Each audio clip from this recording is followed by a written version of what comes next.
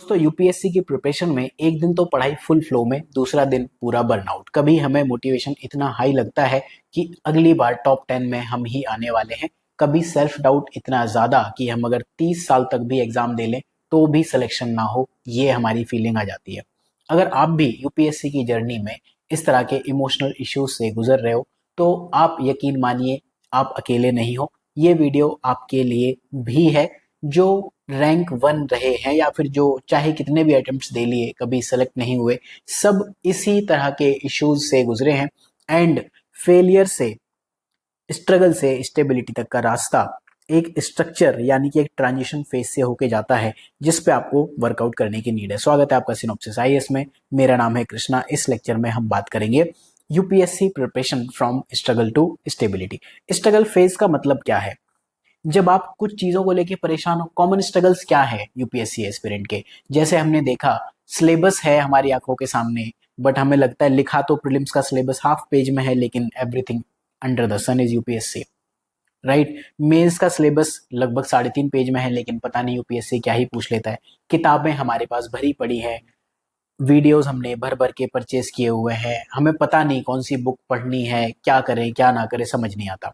एक हफ्ते हम जैसे तैसे डिसिप्लिन ले भी आते हैं, कभी कहीं से मोटिवेशन लेकर, दूसरे हफ्ते पूरा फ्लो खत्म, जो कि मंथ भी निकाल सकता है। फिर उसके बाद अगर आपने कोचिंग ज्वाइन किया तो कोचिंग का प्रेशर, आपके जो पीयर ग्रुप हैं, दोस्त हैं, उनके उनसे आपका कंपैरिजन या फिर घर वालों की एक्सपेक्टेशन। सबसे ज्यादा डेंजरस क्या होता है? शायद मैं इस एग्जाम के लायक हूं भी या नहीं, वो फीलिंग। हाँ, मेरा ये कहना नहीं हो तो क्या हो गया, यूपीएससी में फेल हो भी जाओगे तो क्या फर्क पड़ जाएगा, लेकिन ठीक है, ये लेक्चर उस वजह से नहीं है। ये सब रियल स्ट्रगल्स हैं, ऑलमोस्ट हर सीरियस एस्पिरेंट फेस करेगा ही करेगा। जो ये कहे कि मुझे ऐसे कभी इश्यूज नहीं आए, इसका मतलब they are clearly lying to you, झूठ बोल रहे हैं। स्ट्रगल्स में अगर मैं बात करूं, ये 3 स्टेज जर्नी क्या है? स्ट्रगल से स्टेबिलिटी तक का जाने का रास्ता स्ट्रक्चर यानी कि एक ट्रांजिशन फेज से होके गुजरेगा। ट्रांजिशन फेज के इस तरफ भी इक्विलिब्रियम है, इस तरफ भी इक्विलिब्रियम है। ये ट्रांजिशन फेज कुछ इस तरह से है। आप यहाँ फेलियर जोन में पड़े हो। इस ट्रांजिशन को आप पार जब तक नहीं करोगे तब तक आप इसी साइड, इस लाइन के इस तरफ एफ है, इस तरफ पास है। इस तरफ जाने के लिए ये ट्रांजिशन फेज आपको अच्छे से एग्जीक्यूट जरूर करना पड़ेगा। इधर भी इक्विलिब्रियम है, इधर भी इक्विलिब्रियम है। इधर आपके लिए नेगेटिव इक्विलिब्रियम है, इधर पॉजिटिव इक्विलिब्रियम है, जहां पे आपको जो चाहिए वो मिल रहा है। तो ये ट्रांजिशन आएगा कैसे, उससे पहले स्ट्रगल समझते हैं, राइट। जैसे हम रैंडम पढ़ाई कर रहे हैं, कभी पॉलिटी पढ़ लिया, कभी साइंस टेक पढ़ लिया, कभी करंट अफेयर्स पढ़ लिया, कभी वीडियो देख लिए, कभी आपने द हिंदू पढ़ लिया, कभी मैगजीन पढ़ ली, कुछ भी चल रहा है, कुछ भी चल रहा है। एक दिन 2 दिन वीकली हम कुछ ना कुछ कर रहे हैं, चल रहा है, ठीक है। नोट्स बना रहे लेकिन रिवाइज नहीं हो रहा है। मोटिवेशन यूट्यूब पे ढूंढने जा रहे हैं, पढ़ाई में आ नहीं रहा है। जैसे एक स्टूडेंट ने इस बार प्रीलिम्स दिया, उन्होंने 2 महीने तक लगभग 8 कोचिंग के पीवाईक्यू के पीडीएफ डाउनलोड किए, फिर भी सेलेक्ट नहीं हुए। अब इशू ये है, डाउनलोड करके रख लो पहले। ऑफलाइन कोचिंग्स या फिर ऑफलाइन मार्केट में वो येलो जीरोक्स मिलते हैं, ऑनलाइन आपने पीडीएफ डाउनलोड कर लिया। उनको रिवाइज भी तो करना है। टेलीग्राम फ्री है, इसका मतलब ये नहीं ना कि वो माइंड में भी चला जाएगा। रिवाइज करके एग्जाम तक रिटेन करना भी जरूरी है। ये वो फेज है जब UPSC is not the only problem for a time span of at least 18 months. एक बार नहीं हुआ तो हम दूसरे एग्जाम की प्रिपरेशन करने लगते हैं, कभी डिस्ट्रैक्शन, कभी ऐप, कभी जॉब, कभी कुछ कभी कुछ, राइट। तो दूसरी चीज, स्ट्रगल में एक और इशू आता है, हम प्री और मेंस की प्रिपरेशन ठीक से नहीं करते, कभी ऑप्शनल में लगे हैं, कभी जीएस 4 में लगे, कभी एसए में लगे हैं। दूसरा, we are preparing for UPSC fashion, क्योंकि बाकी लोग कर रहे हैं हम भी करेंगे, क्योंकि बाकी लोग भी मेंटरशिप कोर्सेज ज्वाइन कर रहे हैं हम भी करेंगे, क्योंकि बाकी लोग भी स्ट्रेटजी वीडियोस देख रहे हैं हम भी देख लेंगे।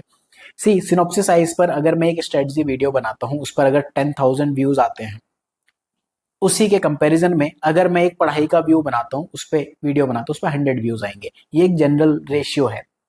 तो वो जो मोटिवेशन वीडियोस हैं आपके लिए नहीं है, हमारे कस्टमर्स लाने के लिए है, आप जैसे लोगों को ही यहाँ लाने के लिए है, राइट। इससे ज्यादा ऑनेस्टली बोला नहीं जा सकता। जो भी मोटिवेशनल वीडियोस हैं, पहला एम हम अपने लिए करते हैं कि कस्टमर मिल जाए, ग्राहक मिल जाए, दुकान खोलिए, राइट। अब आप परेशान हो, इस फेज में आप जाओगे जाओगे, कभी आप बिल्कुल पॉजिटिव फील कर रहे हो, कभी नेगेटिव।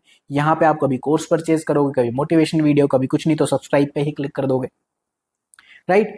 उस फेज से तो बचो कम से कम। आप प्रिपेयर क्या कर रहे हो? यूपीएससी फैशन के लिए।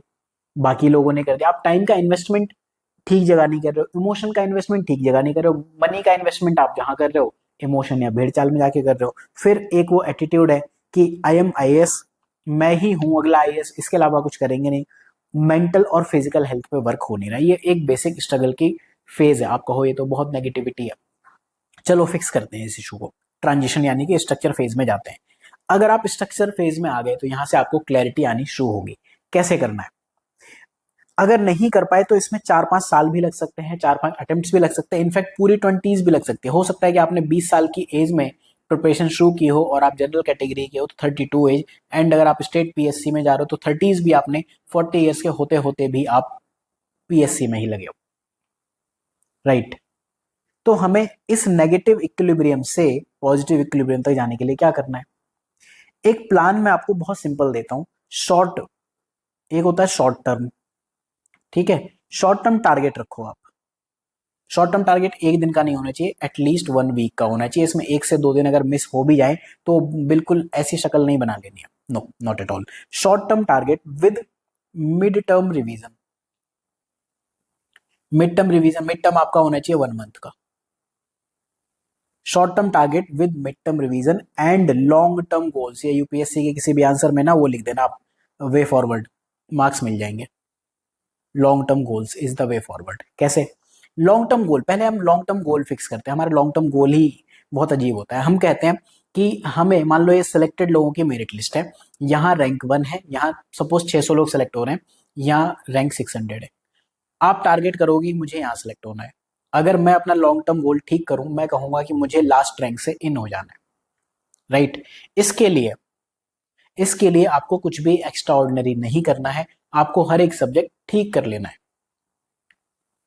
राइट। हर एक सब्जेक्ट आपको सिर्फ ठीक कर लेना है, कुछ खराब नहीं करना है, कोई एक्स्ट्रा ऑर्डिनरी नहीं करना है। जीएस में आप 400 नंबर ले आओ, ऑप्शनल में 250 ले आओ, एसए में 125 ले आओ, इंटरव्यू में एवरेज ले आओ, आप शायद सेलेक्ट हो जाओगे लास्ट रैंक से। मार्क्स जोड़ के देख लो, ऑलमोस्ट सिलेक्टेड के ये मार्क्स हैं, ठीक है। तो कुछ बहुत एक्स्ट्रा ऑर्डिनरी तो नहीं है। जीएस में 400 नंबर, ऑप्शनल में 250, ऐसे में 125, बहुत ज्यादा एक्स्ट्रा ऑर्डिनरी मार्क्स तो नहीं है, बट फिर भी यहाँ सिलेक्शन है। तो हमने क्या किया, अपना जो लॉन्ग टर्म, सॉरी, हमने जो अपना लॉन्ग टर्म, शॉर्ट टर्म लिखना था यहाँ पे, शॉर्ट टर्म टारगेट, हमने जो अपना लॉन्ग टर्म गोल है ना वो गड़बड़ किया हुआ है।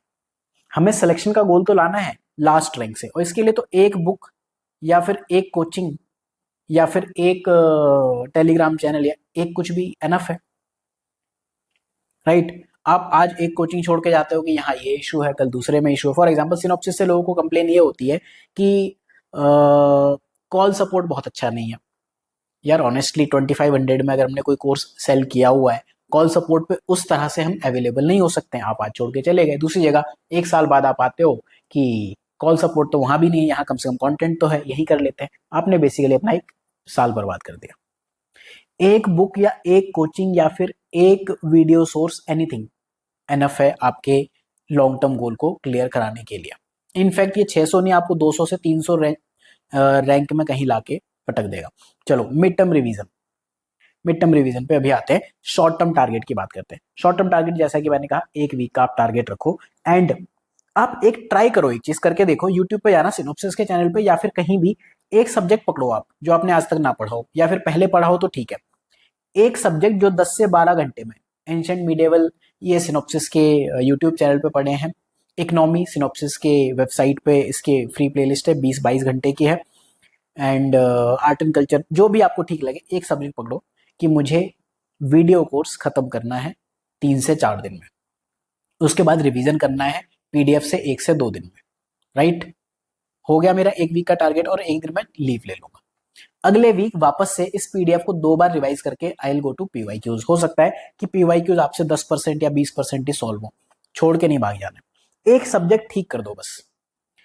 आप 3 वीक का टारगेट लेकर सिर्फ एक सब्जेक्ट ठीक कर दो, एंड बिलीव मी कि सब ठीक हो जाएगा। एक सब्जेक्ट ठीक होने से जितना कॉन्फिडेंस आता है ना वो कभी नहीं आएगा।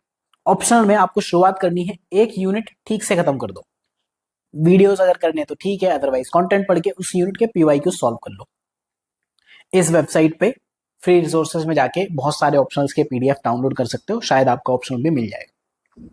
राइट। सिर्फ एक यूनिट अगर आपने ठीक कर दी या फिर एक सब्जेक्ट आपने प्रीलिम्स का ठीक कर दिया या फिर मेंस आंसर बिल्डिंग कोर्स में जाओ, इंटरनल सिक्योरिटी की फाइल फ्री डेमो में पढ़िए, उसमें 40-45 साल के पीवाईक्यूज पढ़े, आप सिर्फ इस फाइल को पढ़ जाओ, ये फाइल ठीक कर दो, आपका कॉन्फिडेंस लेवल जो यहाँ पे था ना इधर, वो यहाँ आ जाएगा। नाउ यू नो कि कैसे चीजें अचीव करनी है, राइट। आपको ये पता चल जाएगा कि सिलेबस को तोड़ के वीकली प्लान कैसे बनाते हैं, शॉर्ट टर्म टारगेट। आपको ये पता चल जाएगा जो इश्यूज आ रहे हैं, जहां आप फंस रहे हो कि पीवाई के सॉल्व नहीं हो रहे, 10 से 20% ही सॉल्व हो रहे हैं, वहां पे आप रिवाइज करो, मिड टर्म रिवीजन, ये आपका 1 मंथ या फिर 15 डेज हो सकता है। एंड लॉन्ग टर्म गोल अपने उससे मत हिलो कि इस अटेम्प्ट में मुझे लास्ट रैंक से इन होना है। हाँ, अगर आप ऑलरेडी 200-300 रैंक से सिलेक्टेड हो तो आपका फिर लॉन्ग टर्म गोल चेंज हो सकता है, बट जो आपने लॉन्ग टर्म गोल बना लिया है ना 15-16 महीने के लिए या फिर एटलीस्ट अगले अटेम्प्ट के लिए, जितना भी आपके पास टाइम है, उस गोल से मत हिलो, राइट। प्लस आपको 1 से 2 दिन की लीव, अपने लिए छुट्टी भी लेनी चाहिए। इससे क्या होगा, मान लो अभी आप परेशान हो, ऐसा तो है नहीं 7 डेज आप पढ़ जाओगे 10-10 घंटे, कोई नहीं पढ़ता है, 5 से 6 घंटे भी जो एवरेज ले लेते हैं ना, बहुत अच्छी पढ़ाइयां कर रहे हैं। देखो, तैयारी के टाइम पे हमेशा अप्स एंड डाउन आएंगे, जब डाउन फेज आएगा वहां पे इंस्टेड ऑफ अपना टाइम वेस्ट करना, नए रिसोर्सेज परचेज करना, मोटिवेशन ढूंढना, उसके बदले कहीं एक ट्रिप पे चले जाओ, गोवा जाके कोल्ड ड्रिंक पियाओ, ठीक है, आपकी मर्जी। तो नेगेटिव फेज को आप मिनिमाइज करो, अपने लिए ब्रेक्स जरूर रखो, ब्रेक्स नेसेसरी है। अगर 7 डेज का वीक है, 2 डेज प्रीलिम्स के लिए दो, 2 डेज मेंस के लिए दो, 2 डेज ऑप्शनल के लिए दो, 1 डे ब्रेक होना चाहिए, राइट, जरूर। अदरवाइज अगर आपको ये है कि हर महीने मुझे कहीं जाना है, 25 डेज पर मंथ पढ़ो, 5 डेज का ब्रेक लो, इसमें आप हेल्थ, शादियां, पार्टियां, जो कुछ है सारी चीजें एंजॉय कर सकते हो। जब ये हो जाएगा ना, तब यहां से आपका कॉन्फिडेंस आना शुरू होगा, आप अब यहां पड़े हो, ये आपका कॉन्फिडेंस वाला जोन है, बस इसको आपको रखना है, ये इक्विलिब्रियम है, ये रहेगा, ये भी इक्विलिब्रियम है। मेन इशू है यहां से यहां कूदने के, ये एक सब्जेक्ट आपको कूदा देगा, ठीक है। इशू क्या होता है, हम बार बार यहां तक आते हैं, हम यहां तक अपनी चढ़ाई करते हैं, यहां तक आते हैं फिर बैक, यहां तक आए फिर बैक, आपको बस एक बार यहां निकल जाना है, दैट्स इट। यहां आते ही आपका कॉन्फिडेंस ऑटोमेटिकली बढ़ने लगेगा, फिर आप चाहे रोजाना आंसर राइटिंग करो, चाहे पीवाईक्यू सॉल्व करो, चाहे टेस्ट एनालिसिस करो, चाहे रिवीजन आप फिक्स कर लो, जो भी, आपके नोट्स अपने आप कंसाइज होने लगेंगे, क्योंकि आपको एक सब्जेक्ट पढ़ना आ गया, आपको बेसिकली पढ़ाई करनी आ गई, तैयारी करनी आ गई है, अगर आपने स्ट्रक्चर फेज को ठीक से कर लिया, ठीक है। प्लस स्ट्रक्चर फेज में एक चीज जरूर करना, चाहे आप किसी भी अटेम्प्ट में क्यों ना हो, स्ट्रक्चर फेज में करंट अफेयर्स को हटा देना अपनी तैयारी से। मान लो करंट अफेयर्स कुछ नहीं है, current affairs just time pass है, अपने मन को सुकून देने का एक तरीका है कि हम करंट अफेयर्स पढ़ रहे हैं, मतलब यूपीएससी की तैयारी कर रहे हैं, ये जरूर हटा देना। करंट अफेयर्स पढ़ने के लिए एग्जाम के पहले 2-3 महीने थोड़ा थोड़ा थोड़ा करके टाइम दे दो, हो जाएगा। अब टूल्स जो आपको इसमें हेल्प कर देंगे इस ट्रांजिशन में, अगर आप कोर्सेज तो मैंने आपको कुछ बता दिए, फ्री कोर्सेज सिनॉप्सिस पे, राइट। एक प्रिंटेबल कैलेंडर, ये सर्च करना गूगल पे, ठीक है, कुछ इस तरह का कैलेंडर आप डाउनलोड करना, ठीक है। मैं देखो क्या करता था कि फॉर एग्जांपल मुझे सपोज 15th है, 15th को मैंने 1 घंटा पढ़ा, मैं यहाँ पे एक लाइन ड्रॉ कर दूंगा, ठीक है। 15th को मैंने आधा घंटा और पढ़ा, मैंने 1.5 लाइन ड्रॉ कर दी, मतलब मुझे पता है 1.5 घंटे पढ़ा। 16th को मैंने 3 घंटे पढ़ लिया, मुझे लगा अभी भी प्रॉब्लम है। 17th को मैं 3.5 घंटे या 3.5 घंटे, हाँ, पढ़ लिया। अब 18th को मैं एक आधा घंटे ही पढ़ा, अब मुझे इश्यूज आएंगे, संडे मेरे लिए एक प्रॉब्लम वाली चीज बनेगी, बट यहाँ एक मेरा डाउन फेज आया, यहाँ मेरा 0 आ गया। मंडे को मैं क्या करूंगा, 4 घंटे 5 घंटे पढ़ूंगा, ट्यूसडे 4-5 घंटे। जब ये आपको लगातार चलेगा ना, तो आपका धीरे धीरे मोटिवेशन बढ़ेगा, यहाँ मेरा 5.5 घंटे हो जाएगा, यहाँ कहीं आता, अगर मेरा 5 घंटे लगातार चल गया ना, इट मीन्स कि आई एम सक्सेसफुल। तो प्रिंटेबल कैलेंडर उठाओ, इंटरनेट पे फ्री है, एप्स वगैरह छोड़ दो, क्योंकि एग्जाम ऑनलाइन नहीं है, एप्स के चक्कर में हम मोबाइल पे अपना टाइम वेस्ट कर लेते हैं, मत करो। टूल्स जो हो सकते हैं, सिलेबस का प्रिंट आउट लो, पीवाईक्यू ट्रैकर जो कि मैंने बताया आपको सिनॉप्सिस की वेबसाइट पे जाके मिल जाएगा। आप वेबसाइट पे जाओगे तो यहाँ डाउनलोड्स में जाओ, एंड सपोज आपको मेंस के लिए करना है कुछ, प्रीलिम्स के फ्री रिसोर्सेज हैं, मेंस में पहला वाला ये जीएस का है, अगर आपको जीएस 4 फटाफट खत्म करना है, इससे शॉर्ट नहीं मिलेगा जीएस 4। साइंस टेक पढ़ना है, यहीं से सारी कोचिंग्स कॉपी करती हैं, उठा लो। ऑप्शनल में इतने सारे ऑप्शनल के PYQs हैं, बाकी कुछ मिल जाएंगे, राइट।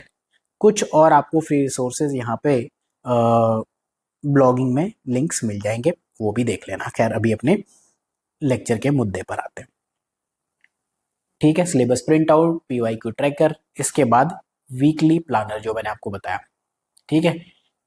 जो भी आपका वीक का लास्ट डे हो, जिस डे आप छुट्टी ले रहे हो, उस दिन शाम को, मान लो आपको अगर संडे अपने लिए ऑफ रखना है, तो सैटरडे इवनिंग को अपने नेक्स्ट वीक का टारगेट फिक्स कर लो कि मेरा अगले हफ्ते ये काम है रहेगा, ठीक है।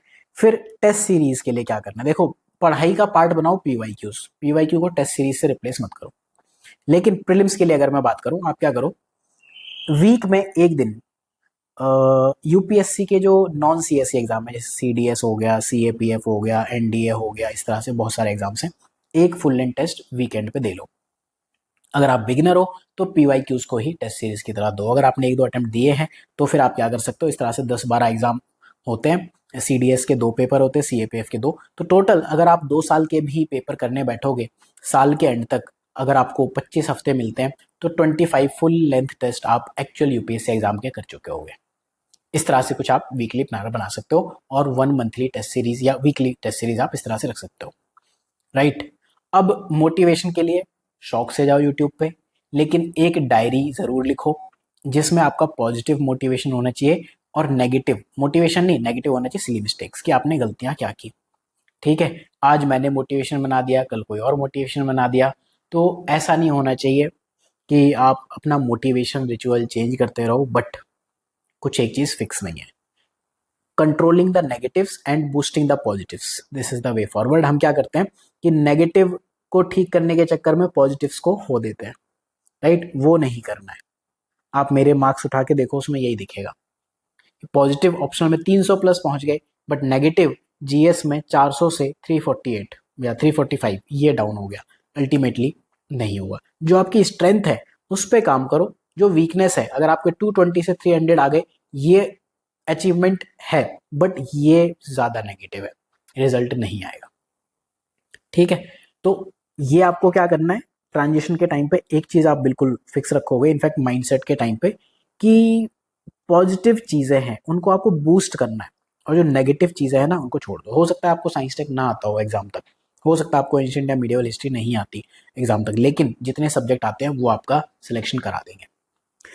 देन इसमें जो आपको हटाना है, अवॉइड जो करना है, again random YouTube videos, Telegram का ओवरलोड, टॉपर्स का टाइम टेबल, मेंटर्स का टाइम टेबल, अलग अलग मोटिवेशन वीडियोस, अलग अलग गाइडेंस वीडियोस, ये सब नहीं करने, इंक्लूडिंग सिनॉप्सिस के भी। ऐसा नहीं है कि मैं आपको ये कह रहा हूँ कि बाकियों के मत करो, सिनॉप्सिस में भी एक बार कर लो यार, ठीक है, हो गया, जहां से करना है, जो आपको ठीक लग रहा है, ठीक। बात करते हैं माइंडसेट शिफ्ट की। माइंडसेट पे आप कैसे काम करोगे, परफेक्ट डे की सोच छोड़ दो, प्रोडक्टिव डे बनाओ, राइट। मेरे से नहीं होगा ये मत सोचो, मैं अभी वहां पर डेफिनेटली नहीं हूं, पर अगर हम ये कर रहे हैं तो पहुंच जाएंगे। I am not there but I will be there, ये थिंकिंग अपनी रखो। यूपीएससी एक मैराथन है, स्पीड नहीं, कंसिस्टेंसी की नीड है। तो क्विकली आई होप कि आपको समझ आ गया होगा, अपने टूल्स को फिक्स करो and focus on structuring the thing, ठीक है। लेक्चर खत्म होने से पहले आपको मैं बिजनेस प्रोसेस से इसको कंपेयर करके बताता हूँ। जैसे जो अच्छे बिजनेसेस हैं वो वर्क फ्लो को ऑटोमेशन पे ले जाते हैं। ऑटोमेशन अगर हो गया, आप अगर देखते हो आजकल यूट्यूब पे बहुत सारे बिजनेस गुरुज हैं, सबसे पहली बात लोग क्या करते हैं, बिजनेस में अगर आपको कॉस्ट घटानी है, इंटरनल प्रोसेस ऑप्टिमाइजेशन करो। मार्केट में पैसा सेलिंग से ज्यादा नहीं बनाया जाता, but IPO internal process optimization से ज्यादा बनता है। वर्क फ्लो ऑटोमेशन जैसे बिजनेस करते हैं वो आप अपने लिए ऑटोमेशन कर सकते हो, daily routine and time blocking. Time blocking क्या होता है कि आप फिक्स कर दो कि एक दिन में 2 से 4 मैं ये करने वाला हूँ, 4 से 5 ये करने वाला हूँ, 5 से 7 ये करने वाला हूँ, राइट। टाइम ब्लॉकिंग में एक चीज आप अवॉइड कर सकते हो, एक दिन में आपने हिस्ट्री पढ़ी 2 घंटे, 2 घंटे पॉलिटी पढ़ी, 2 घंटे आपने कुछ और पढ़ा।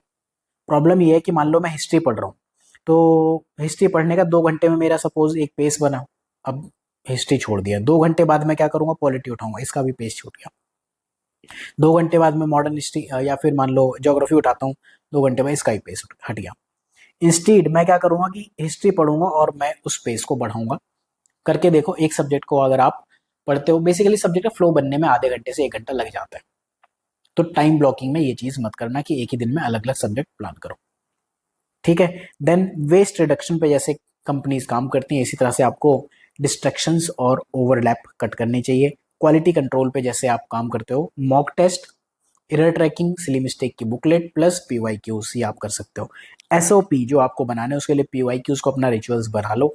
एसओपी होते हैं स्टैंडर्ड ऑपरेटिंग प्रोसीजर की चीज़ें कैसे करनी स्टेप बाय स्टेप। उसके लिए आप सिनॉप्सिस पे एमएसजीपी प्लस एमएबी ये कोर्सेज आप कंसीडर कर सकते हो। इससे बेटर चीज़ें नहीं मिलेंगी। आप ये मान के चलो कि जो भी यूपीएससी मार्केट में है वो यहीं से आया हुआ है। You can see the details of these courses है, ठीक है? एंड परफॉर्मेंस ऑडिट जैसे कंपनीज में होता है उसका वीकली रिव्यू मैंने आपको बता दिया, फीडबैक लूप लेके मंथली उसको इम्प्रूव करो। So that's all from my side for this lecture. Thank you for watching. Next lecture में जल्दी मिलेंगे।